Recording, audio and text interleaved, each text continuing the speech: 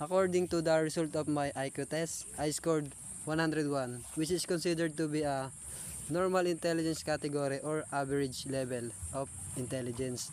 Ibig sabihin, I possess good observational and discernment abilities allowing to effectively grasp information clues and make analytical judgment. And I have a certain degree of logical reasoning ability, generating capable of understanding the internal relationship of things and adept at integrating and utilizing information.